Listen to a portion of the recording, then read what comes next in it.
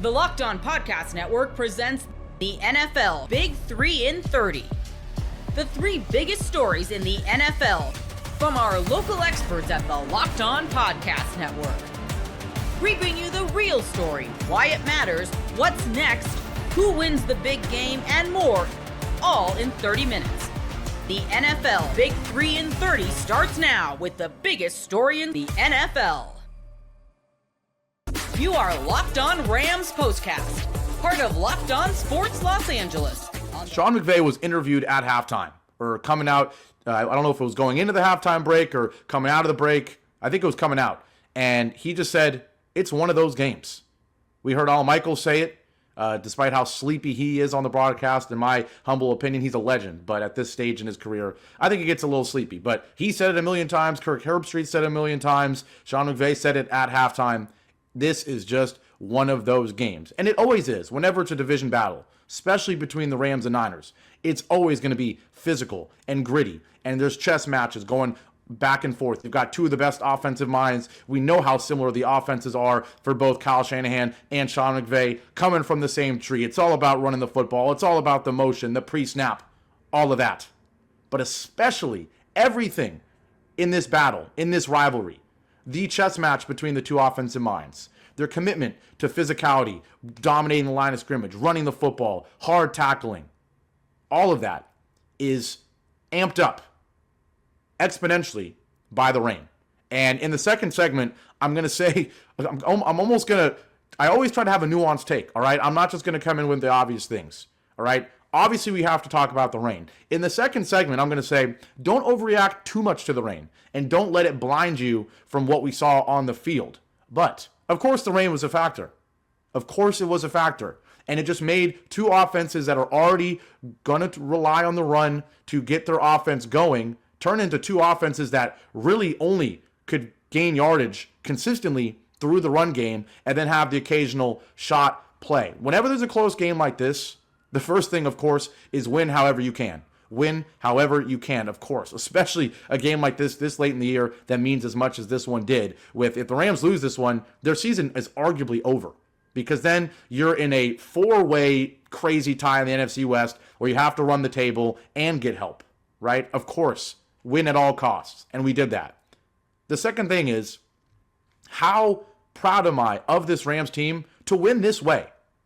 If we won this way and every single, if we were I don't name X team that wins. Honestly, if we were like the Chiefs and we won like this, I mean, the Chiefs win like this every week, but that's kind of my point. If we're the Chiefs and you win like this and it's another tight game where your offense looks lackadaisical, you're thinking, this is really a concern.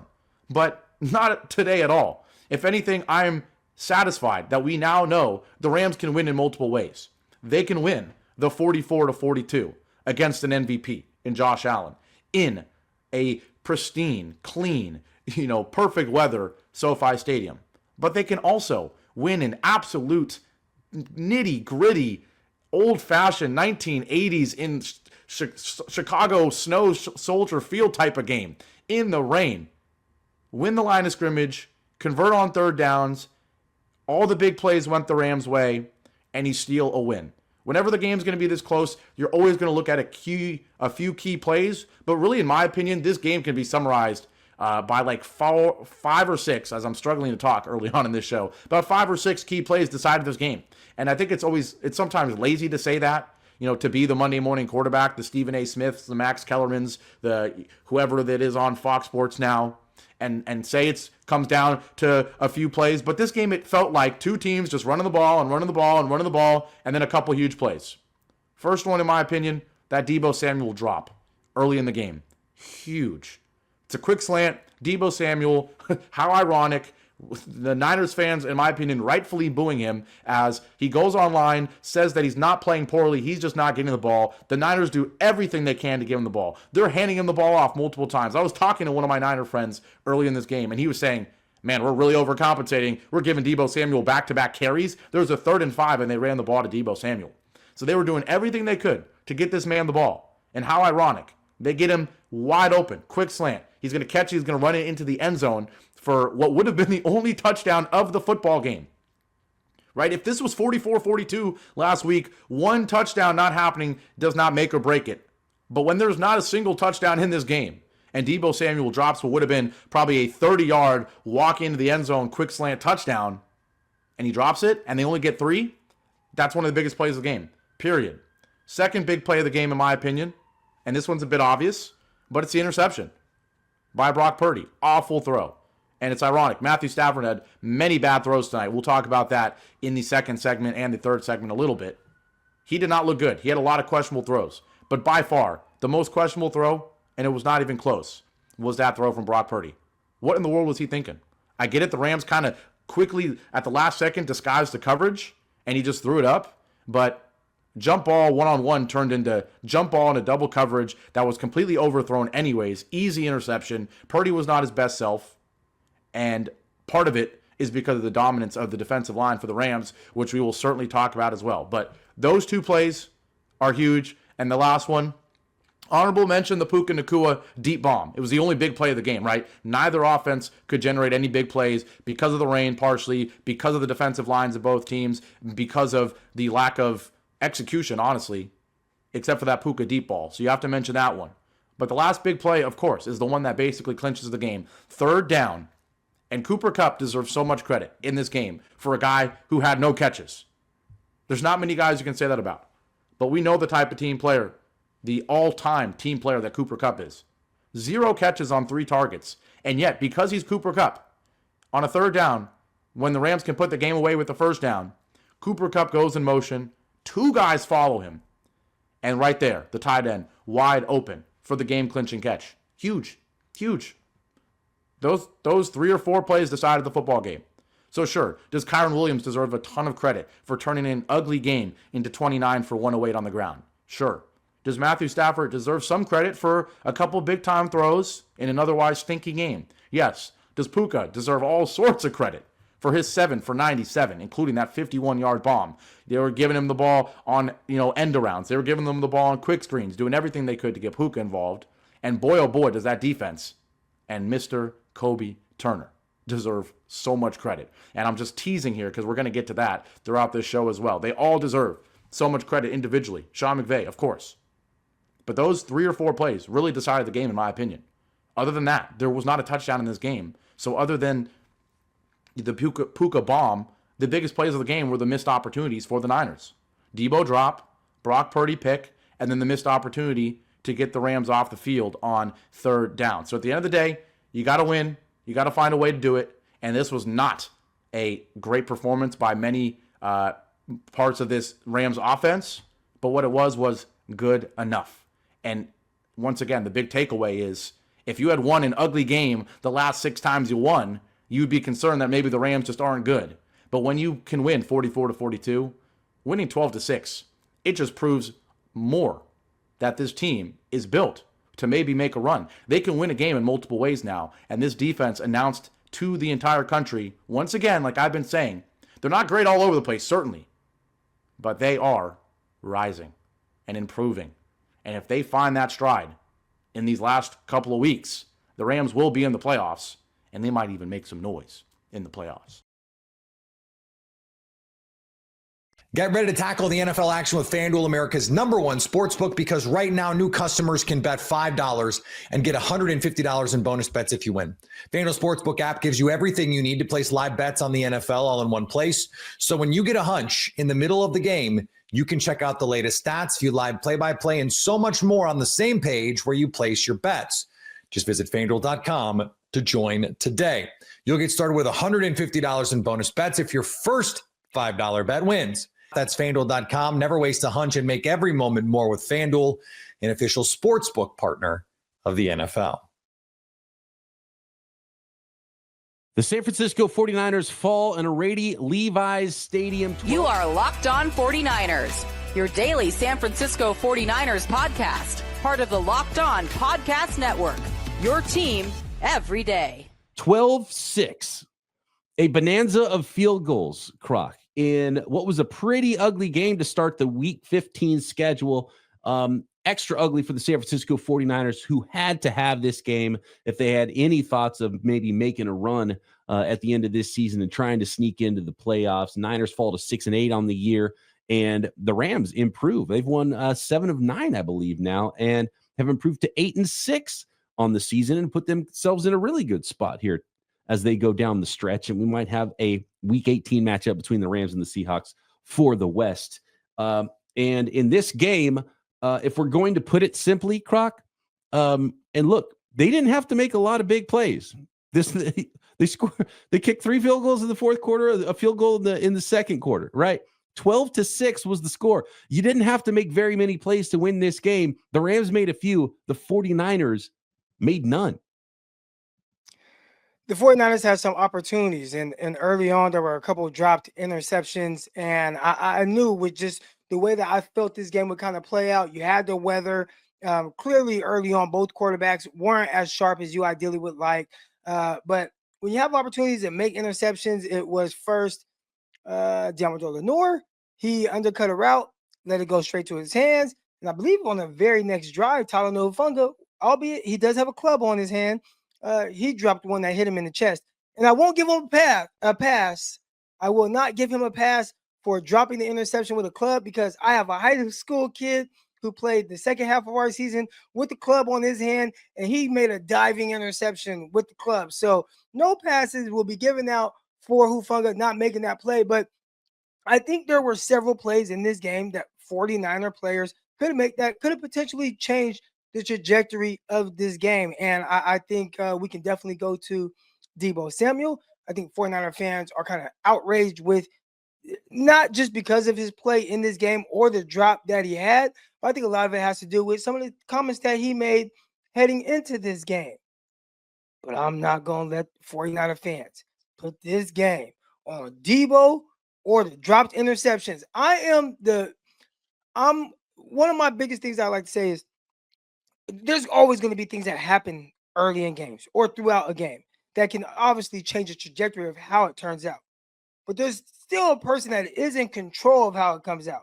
And when you think of the great QBs, guys that get paid a lot of money, especially a guy by the name of Patrick Mahomes, which might be the greatest quarterback I've ever seen, right? But, Tom Brady, whatever. But we'll talk specifically about Mahomes and this season. Right now, the Kansas City Chiefs have 1 loss. And the reason why is because no matter how the game is going, no matter how many times he turns the ball over in the game or things don't go his way, he figures out a way to make the play and the throw when it needs to be made.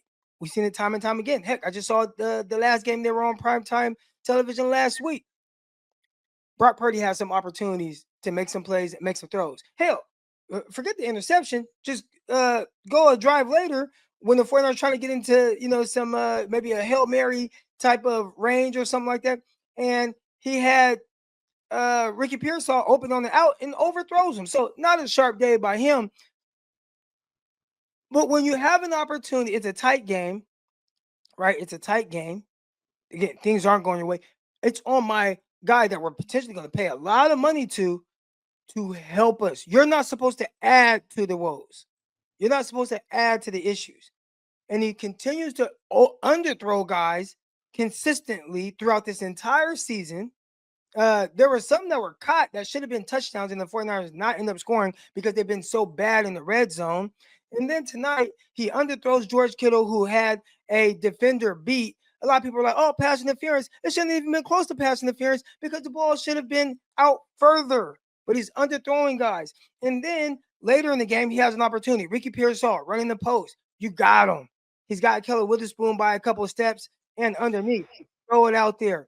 He underthrows Ricky Pearsall. Lets Keller Witherspoon recover. He breaks up the ball. All right. And then the very next play, after I tweeted out, dang, this dude's been underthrowing passes all season. He overthrows. He's overcompensating now. And not just overthrows. You overthrow a ball, whatever. It's a double coverage heave down the right sideline. It was never a good decision to make that throw or attempt that throw. And it gets picked off, ultimately ending the 49ers season, any chance they have of the postseason. So there's a lot of blame to go around with the loss that the 49ers just had. But the biggest, in my opinion, goes to the guy that touches the ball every single play and had opportunities to pull the 49ers out of it. That's what the big money quarterbacks are supposed to do, and Brock Purdy didn't do it. I don't think you have to take blame away from one player to place it on another. I think it's on all of them. Purdy was not good in this game. He missed way too many throws. But when he made a throw, the guys that could have helped him out couldn't help him out either. And so it's everybody. It goes the big miss to Ricky Pearsall on the deep ball. Perfect throw from Purdy in the rain. That's a touchdown, right? Should be. But it's Purdy, and it's in the rain. And we know it's not going to be perfect. And I thought Pearsall did a terrible job of trying to come back, and he could have helped his guy out. Maybe made a play on it. You're asking a lot from the rookie. And good. Look, it's not a good throw. Should be a touchdown throw. But does Puka Nacua make that catch? Probably. He'd have made a better attempt at it than Ricky Pearsall did. But you're right. On the last drive, he misses Pearsall on the out. That could get you in position to try to do something there. The 49ers can't even get off a Hail Mary throw. And Purdy gets sacked to end the game. That last play of the game, the sack, not even able to get a throw off, was a microcosm of the entire season for the San Francisco 49ers. So you're right. Purdy was not good in this game. You're looking for your quarterback to make a play, and he can't do it. And when he does make a throw, then the receivers can't make a play for the quarterback. And then if you want to blame Debo, you also have to blame the guy who's force-feeding the football early in the game. The crowd was booing Debo after that drop. First play of the game is a slant to Debo, broken up by, guess who? Ahkello Witherspoon, who, by the way, Ahkello Witherspoon probably deserves a game ball. He had a sneaky good game out there for the Los Angeles Rams against the 49ers in this one. The defenders can't hold on to an interception when it hits them in the chest. That was one of our keys to victory, Croc. Try to pressure Matthew Stafford, try to get him uncomfortable. And if he throws you the football, you have to catch it. He could have thrown 4 interceptions this game. He threw none. So, and especially the ones that bounce off the defender's hands. So you can blame the quarterback, and Brock Purdy was not good. He deserves a big chunk of the blame. And again, had some trouble throwing the ball in the rain, which you've seen before from him, but made some okay throws as well. Debo was bad. There was a lot of bad out there. And so I know it's coming off as if I'm blaming Brock. Yeah. I just expect my quarterback, when things aren't going great, this is the guy that's going to figure it out for me. Now, again, are we judging him on being a $900,000 a year quarterback right now? Or am I judging him off of someone who's potentially going to be made the highest paid quarterback in the league this offseason? So if I'm judging him based off of that, then I'm just more critical of making more timely plays in that moment.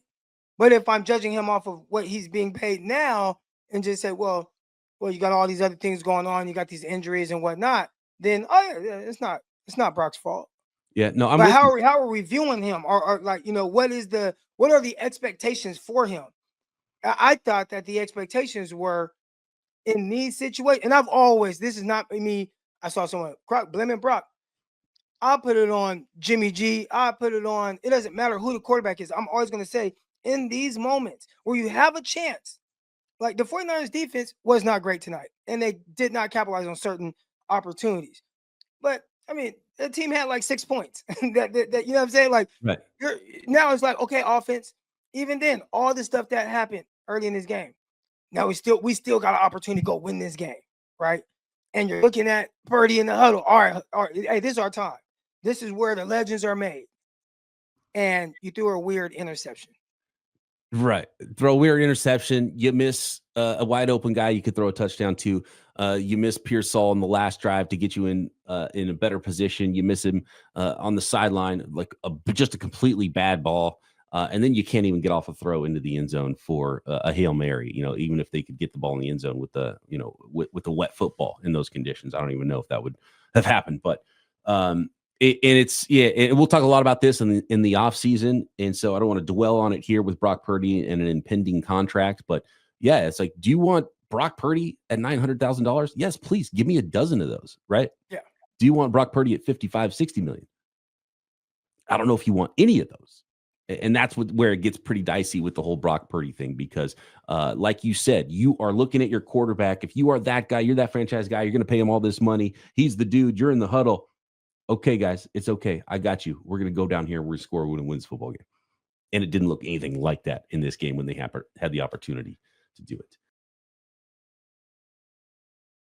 Gametime has a new feature called Gametime Picks that makes getting tickets for your favorite live events even easier.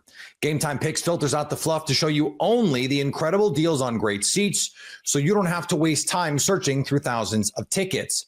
Curation makes it easier to save more on sports, concerts, comedy, theater, and more near you. You can take the guesswork out of buying tickets with Gametime. Download the Gametime app, create an account, and use code LOCKEDON for $20 off your first purchase. Terms apply. Again, create an account and redeem code LOCKEDON for $20 off. Download Gametime today. What time is it? Gametime. Let's get into what matters for the Cincinnati Bengals. You are Locked On Bengals, your daily Cincinnati Bengals podcast. Because Tee Higgins is either seeking new representation or has new representation, is regardless not working with David Mulugheta any longer. And the Bengals have a very clear history of not being able to get deals done with premier David Mulugheta clients, in particular, Jesse Bates being the most recent example. Hard to read this in any other way than something may have changed there. It's huge because over the past 5 days, and if you would have asked me Monday morning, I would have said, man, wide receiver is going to be such a huge need. Like maybe they tag and trade him and get an extra pick, but Tee Higgins isn't back. And now, as we record this Thursday evening, it's the opposite. It feels like the pressure is on the Bengals to get it done. By the way, the Bengals front office, to be clear, that Joe has made it very, very clear. Jamar Chase today making it very, very clear that they want the Bengals big three to stay together. And of course, I agree. The Bengals are better with T. The Bengals, certainly, when you look at all of the holes that they have on this roster potentially this offseason, the last thing you want to do is go into the offseason with two receivers you really believe in, with Jamar Chase and Andre Yosevach. So if you have T in that mix, in those future plans, well, sign me up. And from an agent standpoint, it never felt like it was realistic with David Mulugheta. That doesn't mean David Mulugheta is a bad agent. In fact, I think it's the other way. I think David Mulugheta is willing to do anything and everything to get his client paid, even if it gets ugly. Even if it goes nuclear, he does not care. He's going to get you paid. And that's great. That's his job. And he's going to get a ton of athletes paid over his career, and has already done so with a bunch of guys, including Jesse Bates, as you mentioned. But if Tee Higgins and Jamar Chase and Joe Burrow want to stay together, if they want to be the Bengals' big three, much like any other big three, there's going to be sacrifices. Now, this doesn't necessarily mean that they're going to have to take less overall, but maybe it's a little less guaranteed, or it's a certain structure, or it's this, or it's that. And I will say this, I did kind of joke with T last offseason or last season at the end of the year about hypothetical numbers that I told him. And I did this with Jamar in April. So it's not like here's what I would offer you, right? We talk about it every day, right? With this stuff. So I might as well tell the players what I'm saying on the pot. So I'm like, yeah, this is what I would offer you this season, T. And it wasn't astronomical. It wasn't crazy. It's something that I would have said on here. I probably said on here multiple times. And he was like, ooh, like in a good way, like would have probably accepted it. But would his agent have accepted it? Who knows? Well, now it feels like that element is gone. We're getting an extra $1 million or $2 million per year from the Patriots. T might be like, yeah, I might get a little more on the open market, but I'm getting market value from the Bengals. If I'm getting market value and catching passes from Joe Burrow and playing with Jamar Chase, sign me up all day long. And I think that's where we're probably at. It could be. I don't want to rule anything out at this point. It is interesting, though, how much the tenor has shifted. I don't disagree with that. Like, it goes from someone replied to a tweet of mine during the game, and I said something along the lines of, sign me up for Jamar Chase 20 targets a game for the rest of the year. And the comment in reply was, that's not sustainable. I was like, yeah, but it's fun. And the person comes back and says, no, I mean, that's not sustainable in a future where Tee Higgins isn't on the team. And that's the frame of mind that they were coming at it with, which is like, you can't just build your offense around having one receiver. No doubt. And so it goes from, like you said, if you asked on Monday or last Monday or last Friday or whatever, a week ago, and just as recently as a fan replying to me during the game and saying, like, he's going to be gone, to now, which is, it's not a 1% or 0.01% chance anymore. That's not how it feels, right? There's still a chance, and then probably a good chance that Tee Higgins could want to still test free agency. That's still certainly possible, right? We can't say that T's going to get a deal done with the Bengals. It's, you can't say that today. I would say they can't negotiate with him right now, right? But it feels a whole lot different when you've got this agent change, knowing the contentious, we think, relationship between Mulligetta and the Bengals that we've seen play out in the past, that we saw play out with T last very offseason, I guess. That is a huge change. And the way that Joe is talking about Tee Higgins this week, and Jamar is talking about Tee Higgins this week, to your point, in his press conference on Thursday, saying T deserves to be here. He wants to be here. And T all along saying that he wants to be in Cincinnati does feel significantly different this Thursday than it did last Thursday, or really any point since last year, earlier, like long time, where Tee Higgins' future with the Bengals has looked very doubtful until this week.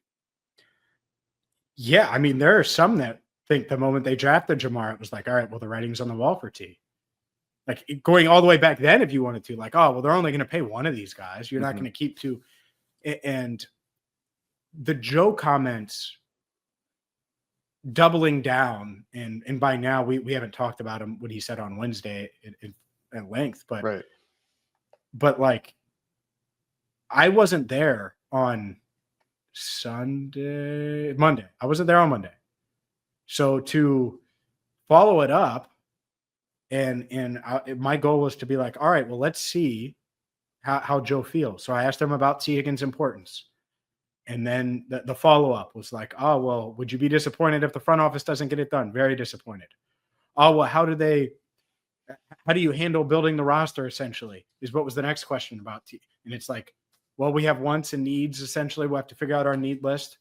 Is T a need, Joe? Yes, T is a need. Boom. Need. Yeah, very clear. Need. So there are going to be a lot of people that say, oh, well, no, you need this or you need that on defense, or this interior or pass rush or this interior offensive line. You need those things and you want to. No. Joe just said it. And so now the message is to the front office. And by the way, the front office can ensure that Tee Higgins does not get to free agency, can ensure that they have a long negotiating window, and tag him again for $26 million. I'm sure he wouldn't love the tag, but if the tag is to extend him, which it didn't feel like it was last year, given his agent, and it was contentious.